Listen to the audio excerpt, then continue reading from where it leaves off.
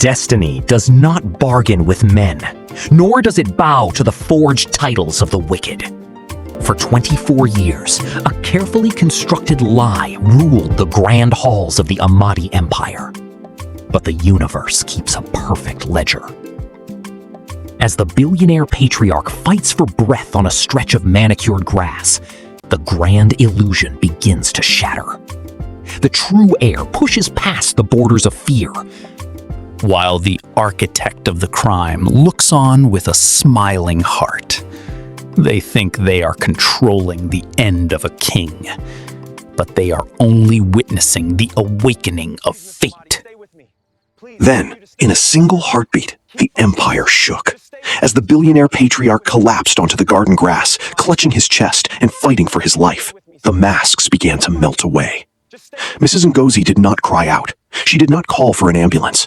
She stood perfectly still in the bleeding crimson light of the sunset, a dark, terrifying smile spreading across her face. She was ready to let the king die to secure her stolen kingdom. But she underestimated the boy she tried to break. Pushing past the borders of fear, Tony hoisted the unconscious tycoon and tore through the mansion gates, racing against death. The battle shifted to the cold, clinical lights of the emergency room. Henry arrived clad in fine silk, smelling of expensive designer cologne, more worried about a scratch on his luxury Mercedes than the man fighting for life on a ventilator. Beside him, Mrs. Ngozi shed rehearsed tears, praying silently that Mr. Amadi would never open his eyes. They stood tall in their arrogance, completely unaware that the walls of their golden cage were about to implode. For you can buy silence, you can forge birth certificates, and you can pay off corrupt nurses, but no man can bribe the laws of biology.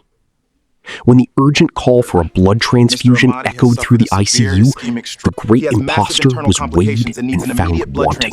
The blood running through Henry's veins refused to match the dying tycoon on the bed, a genetic impossibility, a biological rejection. Wait, what, my blood? No, in a single second. Bank. Fly it in from Abuja or London. I do not do needles. I have a major corporate meeting tomorrow morning. Sir, your father will be brain dead in 40 minutes without this. Step into the room. Doctor, please, Henry is fragile. His health isn't strong. Let us pay for donors. I am begging you to do whatever it takes to save his life today. Test me, doctor. Take my blood. From the shadows of oppression, Shut up! Are you the mad? servant boy Who stepped told you that you into have a the right to put your dirty Mrs. common blood into a Ngozi billionaire? screamed in a panicked frenzy, desperate to shield her crime, care if I am a calling his servant. The blood man is dirty dying. and labeling Test him me now. common dirt. But the down, young needle does not lie. check.